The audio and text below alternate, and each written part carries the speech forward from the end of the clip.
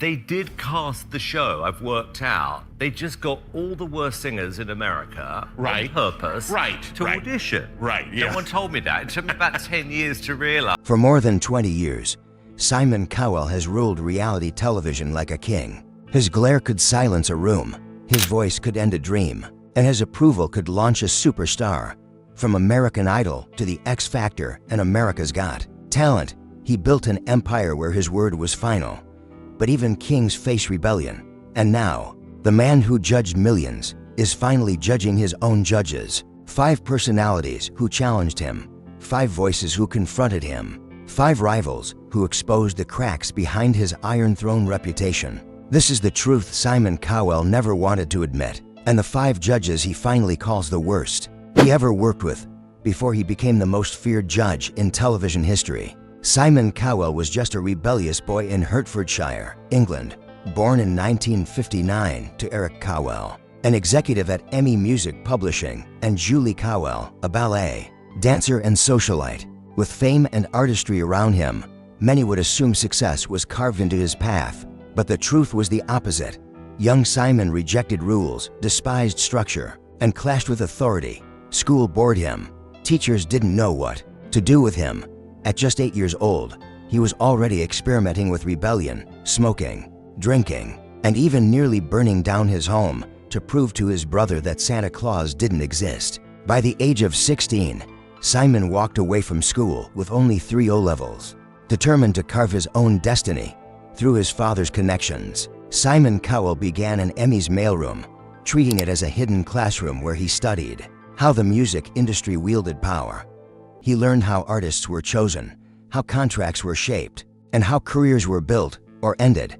By the 1980s, he rose from scouting talent to producing music, with each failure sharpening his ambition. His breakthrough came with Pop Idol, the show that inspired American Idol, catapulting him from behind-the-scenes executive to television's most polarizing judge. Audiences tuned in not only for talent, but for Simon's fearless honesty and unforgettable presence. In 2004, Simon launched The X Factor, implementing a new structure that allowed judges to mentor contestants in categories like girls, boys, groups, and over 25s. It wasn't just a show, it was war. Judges competed fiercely, contestants formed allegiances, and the drama between personalities became as addictive as the performances. Then came Britain's Got Talent in 2007, and eventually America's Got Talent, expanding Simon's empire into a global phenomenon. His influence was unmatched, his authority uncontested.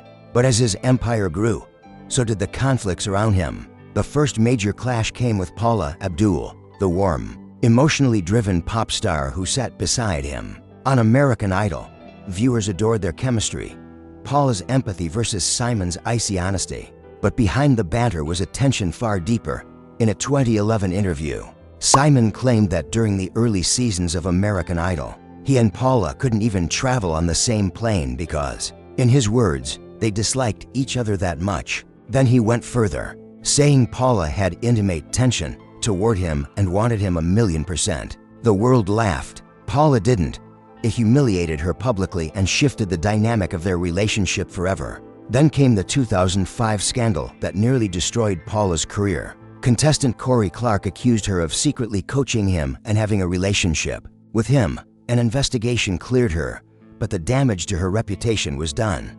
Ironically, during that storm, the coldest man on television became her fiercest defender. Still, Paula later admitted she often hid in her dressing room to escape the emotional exhaustion of sitting next to Simon. Their chemistry was iconic, but it was also a battlefield. If Paula represented emotional tension, Sharon Osbourne represented sheer force. When she joined The X Factor, she came with an unfiltered personality shaped by decades in the rock and roll world. With her husband Ozzy Osbourne, she refused to be controlled, and Simon didn't appreciate a judge he couldn't manage. Their professional relationship spiraled until Sharon dropped her bombshell. She revealed that Simon blocked her from joining The Masked Singer US, telling producers she was too old. Worse, she turned down the offer because she was under contract for a season of The X Factor, a season that never aired. She lost a major job opportunity for nothing. Sharon claimed the entire environment was a boys' club where men protected each other while women were paid less and treated as disposable. She accused Simon of orchestrating drama between female judges for ratings. And when asked if she'd ever work with Simon again, Sharon's response was chilling, "Not for all the money in the world." Then came Mel B, the powerhouse from the Spice Girls. She joined America's Got Talent with fire in her presence and boldness in her voice. For a while, she and Simon balanced each other. But in 2017, things exploded. After a performance, Simon made a crude joke comparing the act to Mel B's wedding night. Lots of anticipation, not much delivery. It struck a nerve. Mel B stood up and threw her drink directly at him on live television.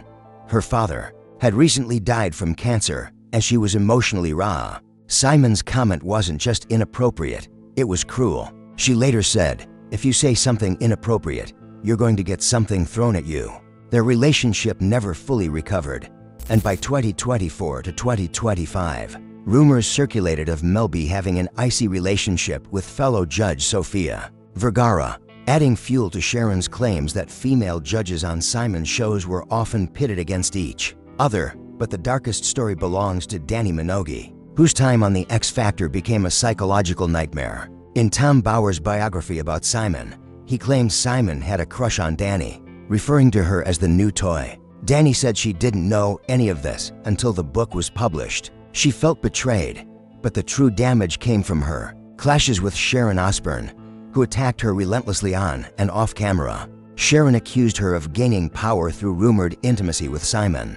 Danny later said she felt like she was back in primary school, sitting next to the bully. She admitted, "I wasn't at breaking point, I was broken." Simon never publicly defended her. He allowed the rumors, the tension, and the emotional warfare to continue because it made good television. Finally, there was Howie Mandel, the energetic comedic lifeline of America's Got Talent. But in 2024, their dynamic fractured live on stage. After an incredible performance by Air Footworks, Simon slammed the golden buzzer, the one assigned to Howie. It was Howie's turn, his moment.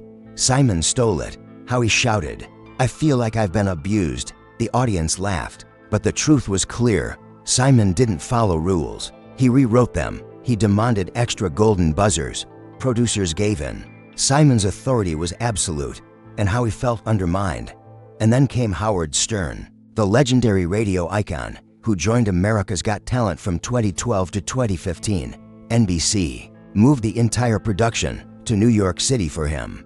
Howard respected Simon, but noticed a troubling shift.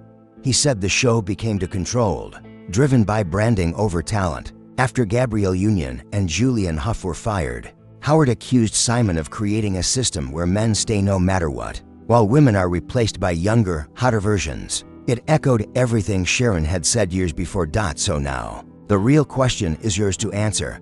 Did Simon Cowell expose his worst judges, or the only ones brave enough to challenge his throne? Tell us your thoughts below, and don't forget to like, share, and subscribe for more. Thanks for watching.